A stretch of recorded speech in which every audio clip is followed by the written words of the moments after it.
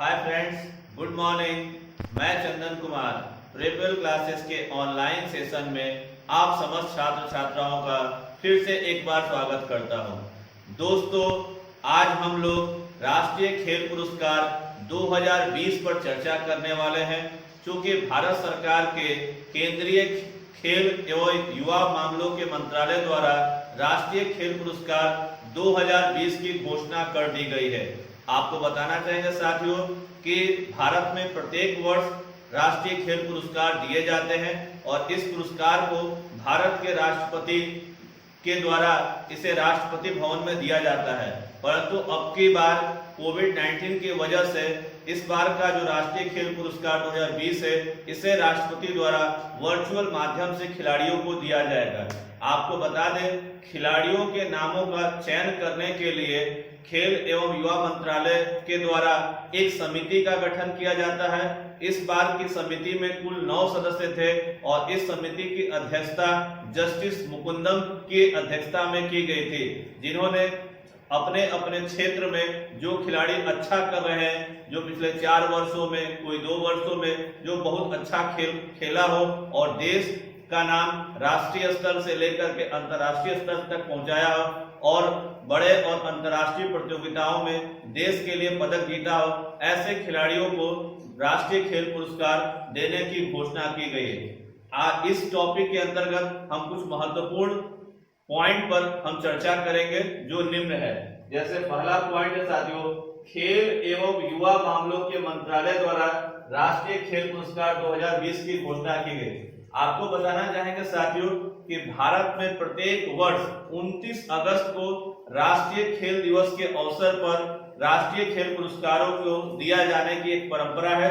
क्योंकि प्रत्येक वर्ष 29 अगस्त को हमारे यहाँ राष्ट्रीय खेल दिवस मनाया जाता है। क्योंकि भारत में खेलों हॉकी के जादूगर मेजर ध्यानचंद जी का जन्म 29 अगस्त को ही हुआ था और भारत सरकार ने 29 अगस्त को मेजर ध्यानचंद के जन्म दिवस को ही भारत में राष्ट्रीय खेल दिवस के रूप में मनाने की घोषणा बहुत पहले ही कर दी थी। इसलिए इस तारीख को ही राष्ट्रीय खेल दिवस मनाया जाता है और राष्ट्रीय खेल पुरस्कार दिए जाते हैं। हमारा वर्तमान में खास बात है कि वर्तमान में देश के खेल एवं युवा मामलों के जो मंत्री हैं किरण रिजिजू हैं। किरण रिजिजू कौन है? देश के युवा एवं खेल मामलों के मंत्री हैं। दूसरी खास बात है कि 29 अगस्त को मेजर ध्यानचंद जी के जन्म दिवस के अवसर पर महामहिम राष्ट्रपति रामनाथ कोविंद जी द्वारा इस बार वर्चुअल माध्यम से खिलाड़ियों को खेल पुरस्कार दिया जाएगा। अगली बात है साथियों कि 29 अगस्त को भारत में राष्ट्रीय खेल दिवस के रूप में मनाया जाता है और इस बार का राष्ट्रीय खेल पुरस्कार वर्चुअल माध्यम से दिया जाएगा। हमारा अगला पॉइंट है कि खिलाड़ियों के चयन के लिए जस्टिस मुकुंदम की अध्यक्षता में 9 सदस्यीय समिति बनी थी। यह काफी इंपॉर्टेंट होगा, किसी भी एग्जाम में प्रश्न पूछ लेता है कि जो राष्ट्रीय खेल पुरस्कार दिए जा रहे हैं इनके नामों को अंतिम चयन किसने किया था, तो उसके जो अध्यक्षता की थी वो जस्टिस मुकुंदम समिति ने और इसमें 9 सदस्य थे। ध्यान है साथियों, सदस्यों की संख्या घटती बढ़ती रहती है, कोई इस तरह का फिक्स व्यवस्था नहीं है कि 9 सदस्य ही होंगे। जैसा सरकार चाहे, जितने लोगों को वो रखना चाहे। हमारा अगला खास बात यह है साथियों कि राष्ट्रीय खेल पुरस्कार 7 श्रेणियों में दिया जाता है। इसे साथियों मोस्ट इंपोर्टेंट कर लेंगे, क्योंकि ये आपको जानना होगा कि राष्ट्रीय खेल दिवस के अवसर पर जो खेल पुरस्कार है वो किन किन क्षेत्रों में और किन किन नामों से दिया जाता है। तो 7 श्रेणियों में दिया जाता है। एक कहलाता है राजीव गांधी खेल रत्न पुरस्कार, दूसरा कहलाता है साथियों अर्जुन पुरस्कार, तीसरा कहलाता है द्रोणाचार्य पुरस्कार, चौथा कहलाता है ध्यानचंद पुरस्कार, पांचवा कहलाता है राष्ट्रीय खेल प्रोत्साहन पुरस्कार, छठवां कहलाता है साथियों मौलाना अबुल कलाम आजाद ट्रॉफी और 7वां कहलाता है तेंजिंग नॉर्गे राष्ट्रीय एडवेंचर पुरस्कार। याद रखिएगा, राष्ट्रीय खेल पुरस्कार इन 7 क्षेत्रों में 7 प्रकार की श्रेणियों में दिया जाता है। और सबसे खास बात है कि राष्ट्रीय खेल पुरस्कारों में सर्वोच्च खेल पुरस्कार जो होता है वो राजीव गांधी खेल रत्न पुरस्कार होता है, जिसके तहत इनामी राशि 7.5 लाख रुपए और एक प्रशस्ति पत्र मिलता है, जो पिछले 4 वर्ष के खेलों के आधार पर दिया जाता है। जिस खिलाड़ी ने पिछले 4 वर्षों में देश के लिए बेहतर प्रदर्शन किया है, देश को निर्णायक जीत में अहम भूमिका अदा की हो, ऐसे खिलाड़ियों को राजीव गांधी खेल रत्न पुरस्कार दिया जाता है। और याद रखेंगे साथियों, जो कोच अच्छे होते हैं, जिनके कोचिंग के कारण जो बच्चे हैं वो अच्छा पदक पाते हैं विभिन्न श्रेणियों में, उन्हें द्रोणाचार्य अवार्ड दिया जाता है। याद रखेंगे तो 7 श्रेणियों में। अगली खास बात है कि राष्ट्रीय खेल पुरस्कार प्रत्येक वर्ष दिया जाता है। ये मोस्ट इंपॉर्टेंट बात है कि प्रत्येक वर्ष 29 अगस्त को राष्ट्रीय खेल दिवस के अवसर पे राष्ट्रीय खेल पुरस्कार देने की परंपरा हमारी रही है। हमारा अगला पॉइंट है, खेलों के क्षेत्र में राजीव गांधी खेल रत्न पुरस्कार सर्वोच्च होता है। याद रखिए, भारत सरकार के द्वारा अगर कोई सबसे बड़ा पुरस्कार खेलों के क्षेत्र में दिया जाता है तो वो राजीव गांधी खेल पुरस्कार दिया जाता है। हमारा दूसरा खास बात है कि इस वर्ष राजीव गांधी खेल रत्न पुरस्कार 5 खिलाड़ियों को दिया जाएगा। याद रखेंगे, वर्ष 2020 में राजीव गांधी खेल रत्न पुरस्कार कितने खिलाड़ियों को दिया जा रहा है? तो 5 खिलाड़ियों को दिया जा रहा है, जिसमें भारत के हिटमैन कहलाने वाले रोहित शर्मा जी का भी नाम है। हमारा अगला पॉइंट है साथियों, इस वर्ष अर्जुन पुरस्कार 27 खिलाड़ियों को दिया जाएगा। याद रखें, इस बार कितने खिलाड़ियों को अर्जुन पुरस्कार दिया जाएगा? 27 खिलाड़ियों को दिया जाएगा। और अगली खास बात है, इस वर्ष ध्यानचंद पुरस्कार 15 खिलाड़ियों को दिया जाएगा। याद रखेंगे, 15 खिलाड़ियों को मेजर ध्यानचंद पुरस्कार इस वर्ष दिया जा रहा है। साथियों, राजीव गांधी खेल रत्न पुरस्कार, ध्यान है साथियों कि अक्सर एग्जाम में प्रश्न ये पूछ लिया जाता है कि राजीव गांधी खेल रत्न पुरस्कारों की स्थापना कब हुई। तो याद रख लेंगे, वर्ष 1991-92 में राजीव गांधी खेल रत्न पुरस्कारों की स्थापना हुई थी। और सबसे पहला राजीव गांधी खेल रत्न पुरस्कार भारत के महान शतरंज खिलाड़ी विश्वनाथन आनंद को प्राप्त हुआ था। तो अगला टॉपिक है साथियों, द्रोणाचार्य पुरस्कार। द्रोणाचार्य पुरस्कारों की स्थापना वर्ष 1985 में हुई। अगला पॉइंट है साथियों, अर्जुन पुरस्कार।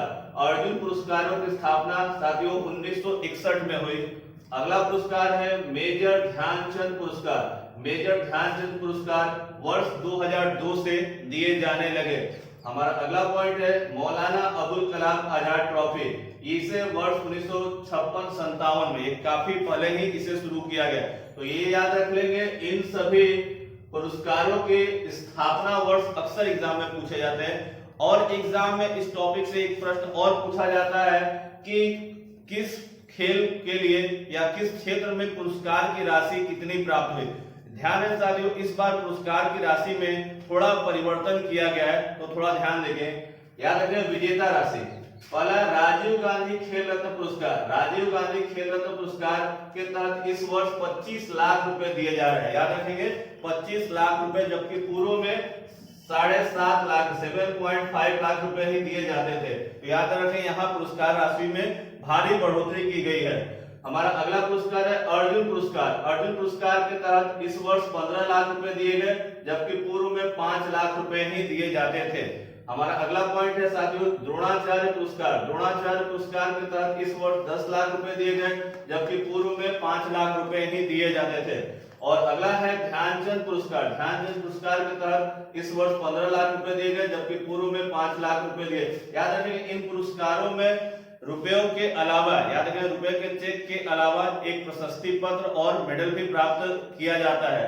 हमारा अगला पॉइंट है साथियों कि राजीव गांधी, अक्सर एग्जाम में यह भी प्रश्न पूछा जाता है कि राजीव गांधी खेल रत्न पुरस्कार किस लिए दिया गया है। तो याद रखें, राजीव गांधी खेल रत्न पुरस्कार 4 वर्षों की अवधि में खिलाड़ी द्वारा सर्वश्रेष्ठ प्रदर्शन के लिए, कहने का मतलब ऐसे खिलाड़ी को नॉमिनेट किया जाता है या ऐसे खिलाड़ी को दिया जाता है कि जिसका 4 वर्षों का जो खेल का जो करियर है वो सर्वश्रेष्ठ हो, एकदम मतलब कि बेहतर, जिसे कहते हैं कि उससे बेहतर कोई और ना खेल रहा हो, तो ऐसे खिलाड़ी को ही राजीव गांधी खेल रत्न पुरस्कार दिया जाता है।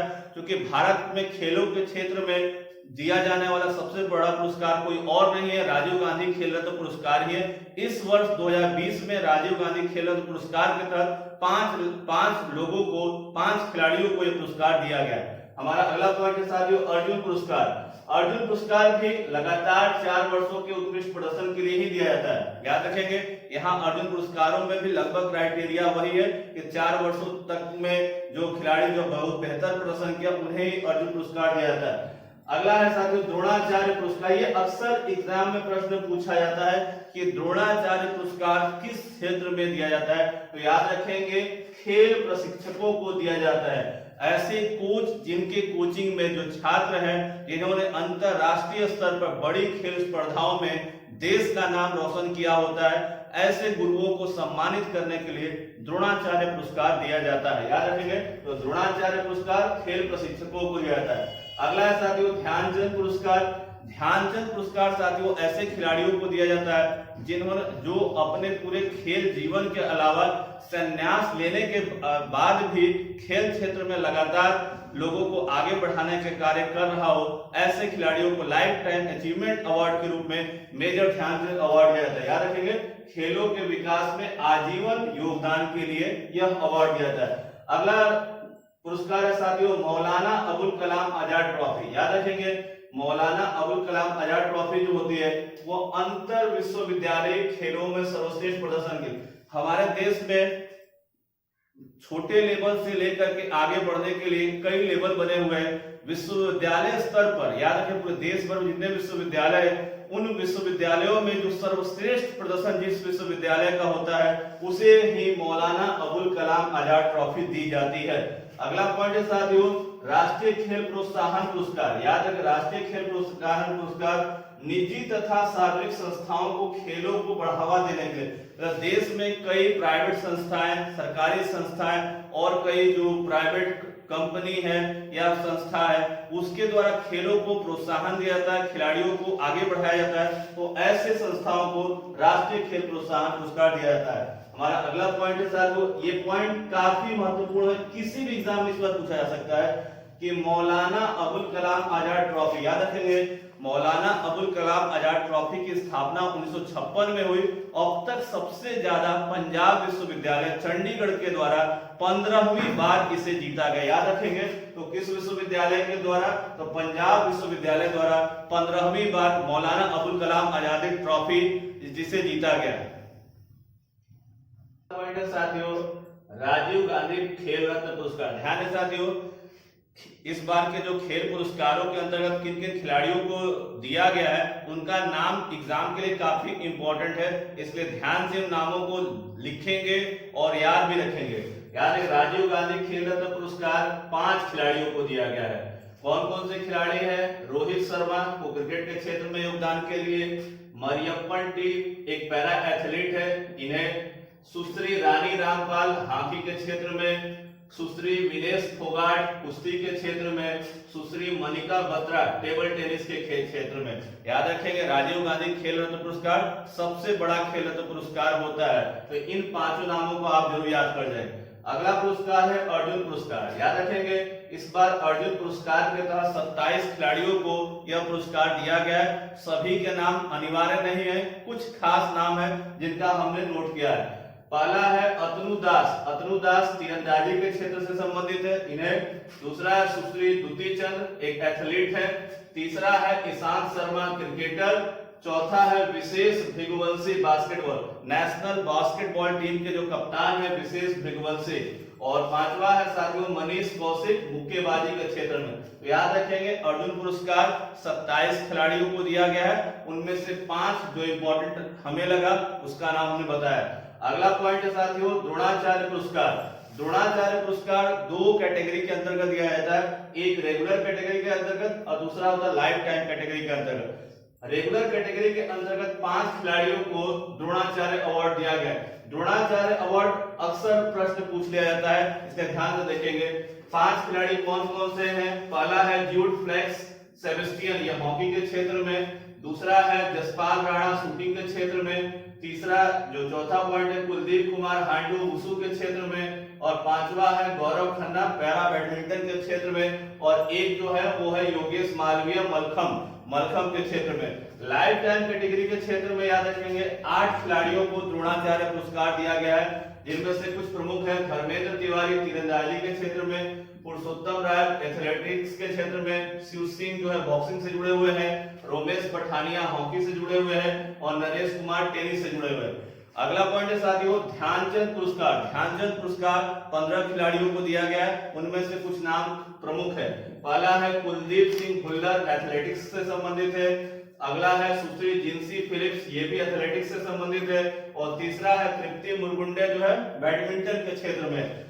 अगला पॉइंट ये सबसे इंपॉर्टेंट है, मौलाना अबुल कलाम आजाद ट्रॉफी। मौलाना अबुल कलाम आजाद ट्रॉफी इस बार भी पंजाब विश्वविद्यालय जो चंडीगढ़ है उसी ने जीता है। और सबसे खास बात है कि इसने 15वीं बार जीता है।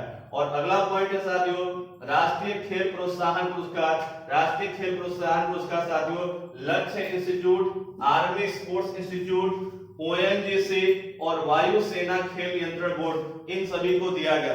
दोस्तों आज का जो हमने वीडियो आपके समक्ष पेश किया है वो आगामी एग्जाम के लिए काफी महत्वपूर्ण है।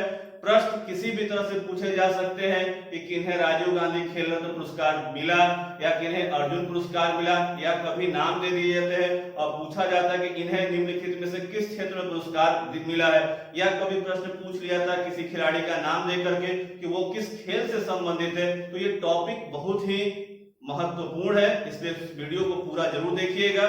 और अगर हमारा वीडियो अच्छा लगा हो तो इसको ज्यादा से ज्यादा शेयर करें, लाइक करें, और अगर आप हमारे चैनल पर नए हो तो चैनल को सब्सक्राइब जरूर करें।